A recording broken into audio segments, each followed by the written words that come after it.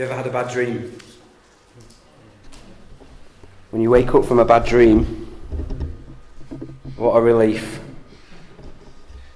And you might turn to the person next to you, or the person you have breakfast with, or the person you get on the bus with, or your colleague, your work colleague. It comes back to you and says, I had a bad dream last night. I had a bad dream last night. We want to tell somebody, don't we? And maybe they'll turn to you and they'll say, what was it? And in that moment when they ask the question, what was it? You suddenly realise you don't remember. You don't quite remember the details, but you know you've been left feeling very uneasy, and what a relief that you're not in that dream anymore.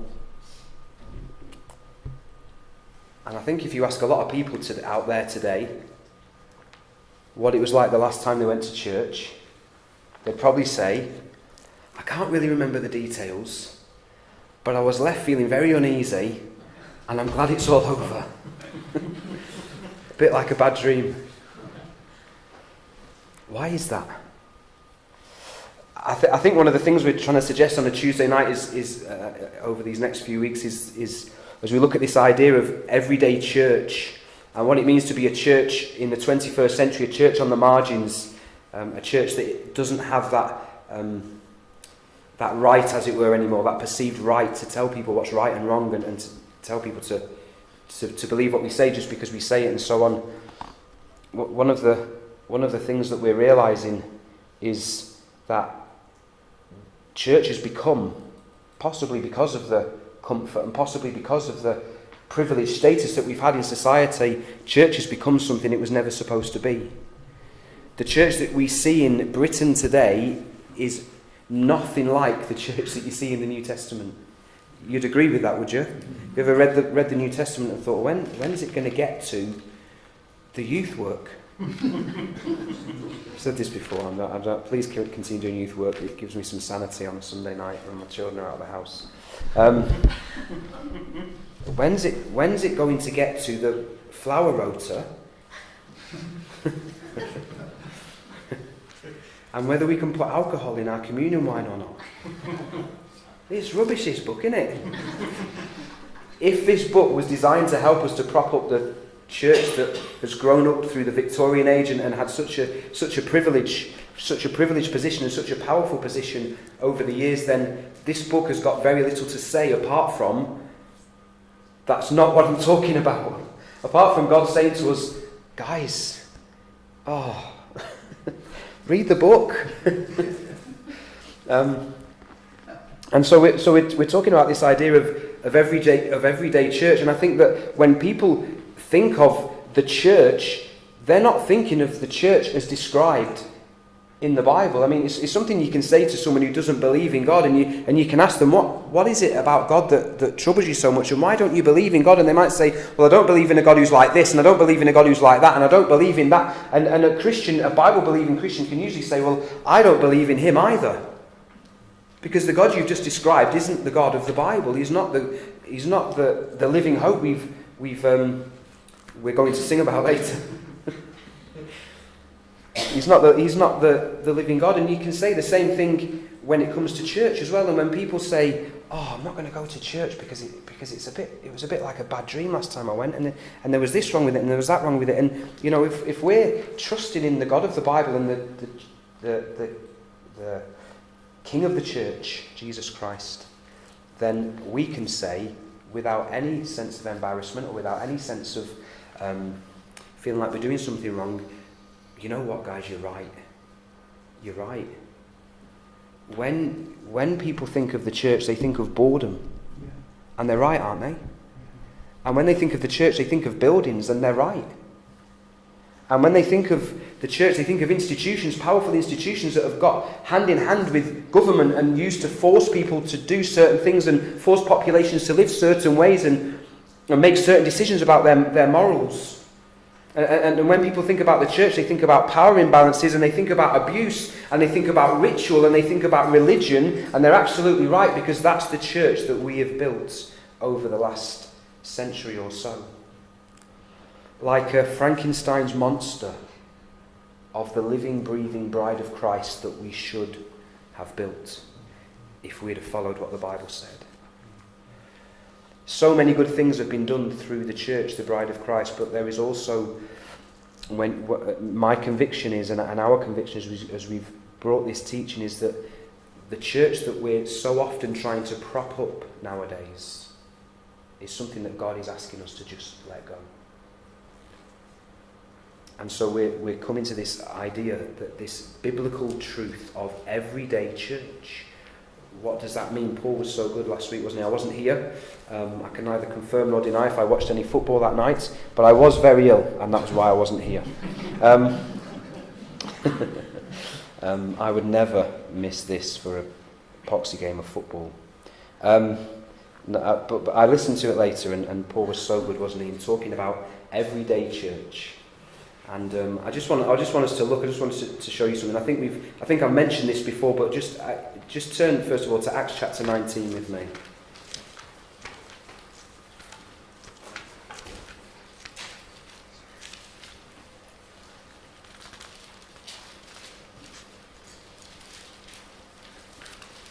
Acts chapter 19, I'm going to start reading at verse 23. Paul, as we read this, Paul has been in Ephesus for a couple of years, and he's been having great gospel success, and some of the local business people, in particular a chap called Demetrius, is getting cross with him. And we'll find out why as we read it. I'm going to read verse 23 to 34. Just to make one very simple point that I think I've made before, but I want us to see it this evening together as we before we go into 1 Peter. About that time there arose a great disturbance about the way. The way was what they called the church in those days, the disturbance about the way. A silversmith named Demetrius, who made silver shrines of Artemis, who was a local god, brought in a lot of business for the craftsmen there. He called them together along with the workers in related trades and said, "You know, my friends, that we receive a good income from this business. And you see and hear how this fellow Paul has convinced and led astray large numbers of people here in Ephesus and in practically the whole province of Asia. He says that gods made by human hands are no gods at all. There is danger not only that our trade will lose its good name, but also that the temple of the great goddess Artemis will be discredited, and the goddess herself, who is worshipped throughout the province of Asia and the world, will be robbed of her divine majesty." When they heard this, they were furious and began shouting, "Great is Artemis of the Ephesians!" Soon the whole city was in an uproar.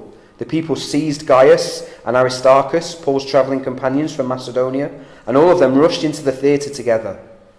Paul wanted to appear before the crowd, but the disciples would not let him. Even some of the officials of the province, friends of Paul, sent him a message begging him not to venture into the theatre. The assembly was in confusion. Some were shouting one thing, some another. Most of the people did not know why they were there. The Jews in the crowd pushed Alexander to the front, and they shouted instructions to him. He motioned for silence in order to make a defence before the people. But when they realised he was a Jew, they all shouted in unison for about 2 hours, "Great is Artemis, king of the Ephesians." And we'll leave the reading there. You can see what's happening there. There's a riot beginning to gather, isn't there? And people are getting very angry, and this mob is gathering in order to do away with Paul, basically, and that's what Demetrius, the silversmith, wanted. I just want to point out one thing. This mob, in verse 32, where it says assembly, it could also say mob, it could also say gang. That word in Greek is ecclesia, which is where we get the word church from. It's just a mob. It's just a gang. And then in verse 33 again, the crowd. That's the same word, ecclesia. It's just a gang, it's just a mob. That's all the word church means. It's a gathering of people who are gathered for a particular purpose. So more than just the people that might be queuing in the supermarket, but a group of people who have gathered for a purpose. They've got a common aim. And I think we really need to start here when we start thinking about what is the church and a rethinking about how to be church in a way that has an impact in the 21st century, and therefore to be, of course, biblical about it and see what the Bible says. We need to start here. We need to get it into our minds and into our hearts as much as we can, especially those of us in leadership, to understand that a church is a gang of people. It's a gathering of people who have been gathered for a particular purpose. It's God's gathering of people. And it is no more than that, and it is no less than that. I think that's really, really important. And so the rules of living for the church are contained exclusively in the Bible. There are no other rules for the church. And one of the great problems and one of the great tragedies that's happened to the church in the 21st century in the West is that we've got all these other rules, haven't we? We've got all these other regulations. Some churches have books of rules that are bigger than the Bible. And if you ask someone in that denomination, what should I do in this situation? Tragically, if we didn't laugh, we'd cry, wouldn't we? They don't point you to the Bible, they point you to their rules. It's a tragedy. Church means community. It means gathering. It means mob. It means group of people. This church recently changed its name to Bridge Community Church. I'd go one further. I'd just call it Bridge Community. Bridge Ecclesia, Bridge Mob, Bridge Gathering. Because if you use the word church, people think of buildings, and they think of structures, and they think of institutions, and they think of power, and they think of abuse, and they think of everything that the church was never meant to be, and therefore they can't think group, community. God's gathered people. And so, Radcliffe Gospel Community. Bridge Gospel Community. Radcliffe Good News Community. Let's stop using a word that is just so confusing for people. I'm not saying that we're going to do that, but if you've got any ideas, answers on a postcard. To Trevor, it was his idea. Just making the point that the words that we use have incredible power to define who we are and who people are in relation to us. It's really important, isn't it? If church is about buildings and budgets and events and institutions and moral judgments and religion, then it's just a bad dream. And isn't it a bad dream for us as well? If you've lived with the burden of that stuff, isn't it just a bad dream? Isn't it just a nightmare? Isn't it just a millstone around our necks dragging us down? I've got a friend who I was spent some time with this week. I've not seen her for a long time, and she was telling me how she was really struggling in church because she'd been told off. She's got quite a big family. She'd been told off for not doing more to help the youth work in church and not doing more to help with the music and not more to do to help the young people, the older people, and all these kinds of things. And why isn't she on the Sunday school rota? This is a young Christian lady who's constantly got people at her house. She's constantly got non-Christians around her and her family. And she works really hard to make sure that people are welcome and included in her family. And that's what she's doing is far closer to church than what she's being called to do by her church. We need to keep this on the agenda all the time. If we get it wrong, then we then get our mission wrong. If we get the idea of who we are wrong, then we get our mission wrong. If we think that our mission is to add more and more people to us, more and more people to our institution, because after all we need more money coming in, and after all we need more people to fulfil these rotas, and after all, I just really want more people to come in because it makes it easier for me and it takes the weight off me. And then our mission is all wrong, isn't it? And we've just got this Frankenstein monster that replaces the living, organic, breathing, worshipping body of believers. We get this nightmarish monster staggering towards us saying, Sunday school.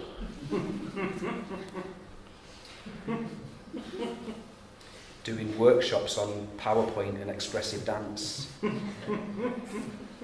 Instead of talking about the gospel of Jesus Christ. Because it's the gospel of Jesus Christ that changes lives, and it's the gospel of Jesus Christ that adds to the body of Christ, the real living body of Christ, isn't it? It's the good news we've just been singing about. It's the good news that just lifted me and lifted you, I hope and pray. That's the message, isn't it? The message of the King who has overcome death, who has overcome our enemy. And so we're talking tonight about everyday mission.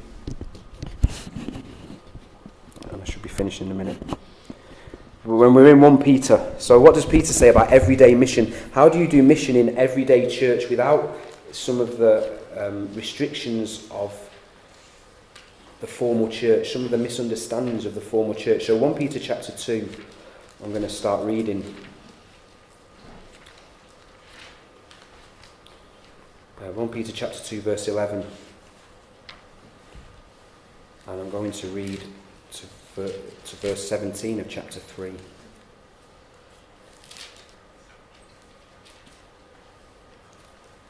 Peter chapter 2 verse 11. Dear friends, I urge you as foreigners and exiles to abstain from sinful desires which wage war against your soul. Live such good lives among the pagans that though they accuse you of doing wrong, they may see your good deeds and glorify God on the day he visits us. Submit yourselves for the Lord's sake to every human authority, whether to the emperor as the supreme authority or to governors who are sent by him to punish those who do wrong and to commend those who do right. For it is God's will that by doing good you should silence the ignorant talk of foolish people. Live as free people, but do not use your freedom as a cover-up for evil. Live as God's slaves. Show proper respect to everyone, love the family of believers, fear God, honour the emperor. Slaves, in reverent fear of God, submit yourselves to your masters, not only to those who are good and considerate, but also to those who are harsh. For it is commendable if someone bears up under the pain of unjust suffering because they are conscious of God. But how is it to your credit if you receive a beating for doing wrong and endure it? But if you suffer for doing good and you endure it, this is commendable before God. To this you were called, because Christ suffered for you, leaving you an example that you should follow in his steps. He committed no sin, and no deceit was found in his mouth. When they hurled their insults at him, he did not retaliate. When he suffered, he made no threats. Instead, he trusted himself to him who judges justly. He himself bore our sins in his body on the cross, so that we might die to sins and live for righteousness. By his wounds you have been healed. For you were like sheep going astray, but now you have returned to the shepherd and overseer of your souls. Wives, in the same way submit yourselves to your own husbands, so that if any of them do not believe the word, they may be won over without words by the behaviour of their wives, when they see the purity and reverence of your lives. Your beauty should not come from outward adornments such as elaborate hairstyles and the wearing of gold jewellery or fine clothes. Rather, it should be that of your inner self, the unfading beauty of a gentle and quiet spirit, which is of great worth in God's sight. For this is the way the holy women of the past, who put their hope in God, used to adorn themselves. They submitted themselves to their own husbands, like Sarah, who obeyed Abraham and called him her Lord. You are her daughters if you do what is right and do not give way to fear. Husbands, in the same way, be considerate as you live with your wives, and treat them with respect as the weaker partner, and as heirs with you of the gracious gift of life, so that nothing will hinder you in your prayers. Finally, all of you, be like-minded, be sympathetic, love one another, be compassionate and humble. Do not repay evil with evil or insult with insult. On the contrary, repay evil with blessing, because to this you were called, so that you may inherit a blessing. For whoever would love life and see good days must keep their tongue from evil and their lips from deceitful speech. They must turn from evil and do good. They must seek peace and pursue it. For the eyes of the Lord are on the righteous, and his ears are attentive to their prayer. But the face of the Lord is against those who do evil. Who is going to harm you if you are eager to do good? But even if you should suffer for what is right, you are blessed. Do not fear their threats. Do not be frightened. But in your hearts, revere Christ as Lord. Always be prepared to give an answer to everyone who asks you to give the reason for the hope that you have. But do this with gentleness and respect, keeping a clear conscience, so that those who speak maliciously against your good behaviour in Christ may be ashamed of their slander. For it is better, if it is God's will, to suffer for doing good than for doing evil. That's quite a long reading, isn't it? And it can come across as, it's easy to see that as a kind of just a guide to moral living. And it can also come across as quite oppressive, can't it? Maybe some of you bristled at some of the things that Paul was saying there, this idea of submitting to authority in verse 13 of chapter 2. Or this idea of slaves in verse 18, submitting to their masters. That the evil of slavery, maybe you might be thinking the evil of slavery, and all the Bible has to say is submit to your masters, and then to have Jesus slam down their throats as the example. Or maybe when it got to wives, submit to your husbands. Some of you got cross. We just need to say read it and weep, ladies. No, we don't. That's not, I shouldn't have said that. What we've got to say is that we've got to understand this in the context of mission. This is mission and how to do it. This is how to do everyday mission. And again, it doesn't mention events, it doesn't mention buildings, it doesn't mention budgets. Every single one of us are missionaries in our everyday lives, in the ways we relate to other people, whoever they are in our lives. We've got to understand that this is about mission and how to do it. So chapter 2, verse 12, as we started reading, this is what it's about. Live such good lives among the pagans that though they accuse you of doing wrong, they may see your good deeds and glorify God on the day he visits us. And I think we've been here before, and Peter's saying, look, there's this day coming where Jesus returns and he makes all things new, and there's going to be a new creation, and all of creation will rejoice and all of creation will be glad. And by living such good lives among the pagans, that though they accuse you of doing wrong, they may see your good deeds and glorify God on the day he visits, means that people get added to the community, people get added to the new creation. That as people see the kind of lives that you're living and the kind of things that you're doing and the way that you're submitting under pressure and in the face of evil, their souls are saved and their lives are changed, and they are added. They are added to the number of the congregation. They're added to the gang. And so Peter isn't talking about whether it's right or wrong to have slaves. I mean, in those days it was something quite different, and we'll come on to that in a minute. And he's not talking about slavery in the context of whether we should rise up and take up arms against our oppressors. That's not the point. The point is how to do mission under pressure. In fact, he makes it very clear, doesn't he? This is evil that you're suffering. This is wrong that this is happening to you.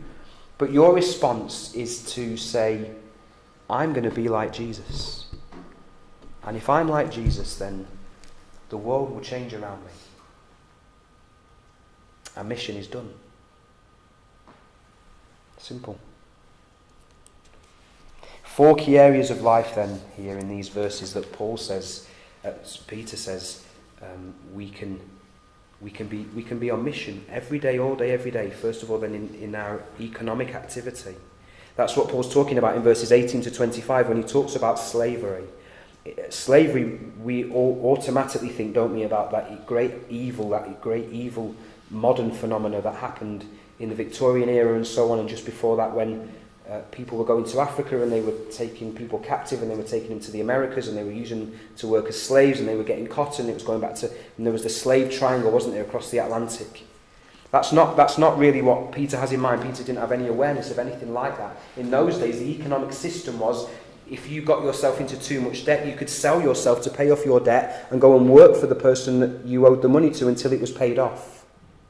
Or, for example, people like teachers and doctors, rather than going to work in a school like they would do nowadays, they would go and attach themselves to a family, and they'd get their board and their lodgings, and they'd get quite well paid, and they would have a respected position in the family, and they would be looked after and have quite a high level of respect in the family and quite a high level of freedom. And then they would do their job. They would help to teach the children, or they would be the medic attached to that family. But that was all. Those were all classes of slavery. That's how they would see it. Servant might be a better word to think of when we're thinking of this. And so what Peter is saying is that you can do your economic activity, you can do your employment, you can do your business, whatever it is, in such a way that wins souls to Jesus Christ. That is a mission in itself. That's a real challenge, isn't it? That's a real challenge, because we normally think about economic things in terms of how much money I might earn, or how much money I might be able to save if I buy it off this company or that company, or whether I'm getting enough holidays and my own quality of life. And these are important considerations, but Peter's saying, look at this. What an opportunity. What if you did this like Jesus would? What changes would that make to the lives of the people around you in economic matters? If you've got a bad boss, show them Jesus Christ and watch what happens. Show them Jesus Christ in the way you respond to what they do to you. And if you're interested in slavery and all that kind of thing, there's a lovely little letter in Paul's smallest letter in the New Testament, Philemon. It's a letter where Paul is talking to a slave master, and he's talking to him about how he should relate to his slave, Onesimus, who had run away and stolen something from him. And you read that letter and you will never accuse Paul of supporting slavery, or the Bible of supporting slavery ever again, because it just doesn't. But anyway, that's beside the... So in economic matters, and then in the realm of the family, wives and husbands submitting to each other and caring for one another. Submit to your husbands, so that if any of them do not believe the word, chapter 3, verse 1, they may be won over without words by the behaviour of their wives, when they see the purity and reverence of your lives.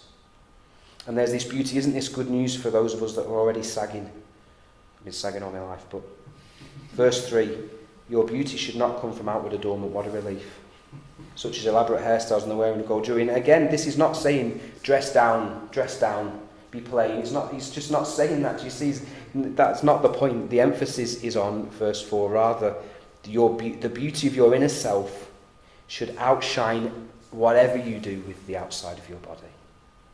The beauty of your inner self should outshine whatever you do with your outward body. And that applies to the husbands, because in verse 7 he says, husbands in the same way. In the same way. He's not making a distinction between husbands and wives, that one should be one way and one should be another. This is equal, in the same way. It can't be much clearer, can it? And by living like that, you get to demonstrate Christ, and you get to do mission in your everyday life. And we have to have this trust, don't we, in the sovereignty of God, that he has put us where he's put us. And he's given us relationships with the people he's given us relationships with. And so far too often we're thinking, just if only this would happen, and if only that would change, and then I could do some mission, and then I could do something worthwhile. But church, the good news, or maybe you're going to hear this as bad news, but the news is hot off the press. You've already got your mission field. God hasn't made a mistake. And living like Jesus Christ, that radical patterning after Jesus Christ, that radical discipleship after Jesus Christ, following in his footsteps, that's your job. That's your mission. That's your joyful mission. The third aspect we've looked at in our economic activities, we looked at in our family. Third aspect, in relation to the government, is the first thing that we read about, chapter 2, verses 13 to 17. These were people, as we've pointed out a couple of times over the weeks, these were people who were citizens of an empire that had rejected them, that hated them, that would hunt them down and kill them. And what does Peter say? I mean, whatever you might think of Boris Johnson, he's not knocking at your door with a sword trying to kill you. In fact, I'm sure he believes that what he's doing is the right thing. I'm working really hard not to make a comment. He's not trying to kill you, but their government was. Their government had kicked them out of the land and said, if you ever come back, we'll chop your heads off, we'll set you on fire, kill your families. And Peter says to those people, those oppressed asylum seekers, those non-citizens, That man that has done that to you, chapter 2, verse 17, honour that man. Honour him. Honour him, because by honouring him you demonstrate Jesus Christ to the world.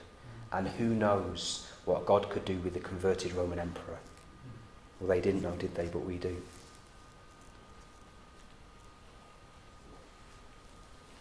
So in relation to the government, in your civic activity, in the way you talk about Bury Council, in the way you talk about your local governors, in the way you talk about your politicians and your MPs and what's going on in Parliament, honour. First thing, show honour. This is your mission. In the fourth area, in community life, that means in the life of the church, in our gang, in our gathering. Chapter 3, verses 8 to 12. Finally, all of you be like-minded, be sympathetic, love one another, be compassionate and humble.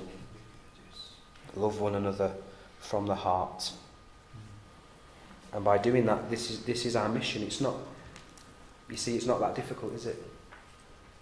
In the sense that it's right in front of us. These might be some of the most difficult things in the world to do, but we don't have to go hunting for it. We don't have to go searching for what our mission is. We don't have to sit there and wait for God to give us like a lightning bolt. This is your mission field. I mean, sometimes God does that. And it's great when he does it, I guess, or maybe sometimes it's terrifying when he does it. But if he doesn't do that, and he usually doesn't, he's written a book. And he's told us how to do mission in our everyday lives. And we don't need to worry, and we don't need to feel a burden of guilt that we can't get to this event, and we can't get to that event, and we can't do this, and we can't do that. Because if that means leaving the mission field that God has given us, then probably God is saying, don't go to the youth group, don't be on the Sunday school rota, don't be on the flower rota, don't go to the evening service. You've got a mission field, don't you dare leave it behind. It's in your everyday life. And you see the pinnacle of it is chapter 3, verse 15. In your hearts revere Christ as Lord, and always be prepared to give an answer to everyone who asks you to give the reason for the hope that you have. But do this with gentleness and respect. You see, Peter is assuming there that questions will be asked of your lifestyle.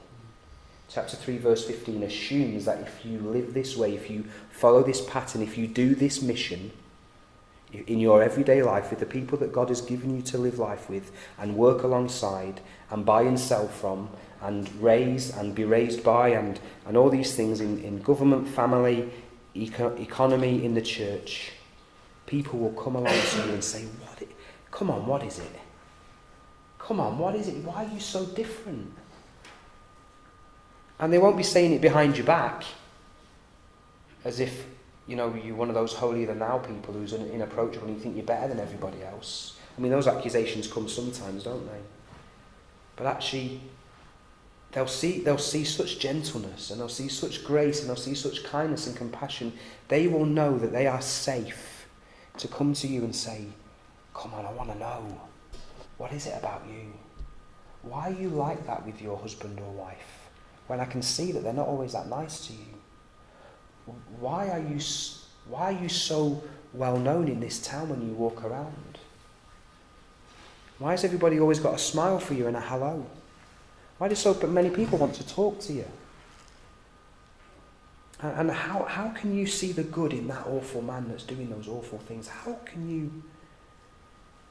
You've got this quality. Of course, people don't articulate it like that, do they? But those are the things that they're wanting to know. And see, Peter's assuming that the question will be asked because of our lives. And so I hope that you've been able to see tonight, guys, that mission is not about events and programs. It's not about rotas. It's not about budgets. Those things can be good and they can be helpful. But as I found as I came to this church, how wonderful it was to see that the people that were doing those things were doing it with another motive. They weren't doing it as an end in itself to prop something up. They were doing it to build relationship. They were doing it to get to know people. It's easily dispensable. The youth club is dispensable. The people are what's important. You've got your mission field. You see, what did Jesus say? He said, just lift up your eyes. What did he say to the disciples? Just lift up your eyes. The fields are white for harvest. Just lift up your eyes. It's all around you.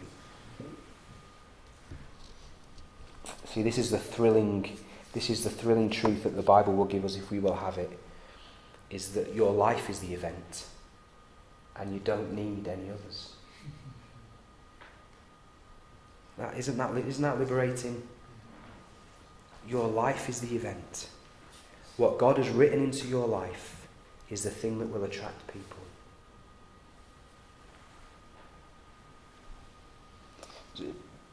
Is it just me, or does it so often feel to you as well like so often we stop living our lives to come to church? As if we drop one thing and pick up another. And it just shouldn't be like that. So here's some practical things. We need to get practical about these things, don't we? 8 practical things. I'll rattle through them really quick. Here's some ways to do everyday mission. Here's some ways to start becoming a missionary in this very moment, on this very day. The first thing is eat with non-Christians. Because we all eat 3 times a day, don't we? Or 4 or 5.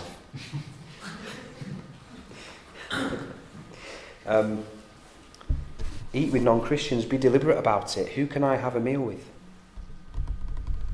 It's 3 times a day you're going to be doing it. Eating is so powerful, isn't it? I'm going to start going into this now, but eating is so powerful. Jesus is always eating meals. Jesus was probably a bit of a chubber, isn't he? Always eating, never stopped eating.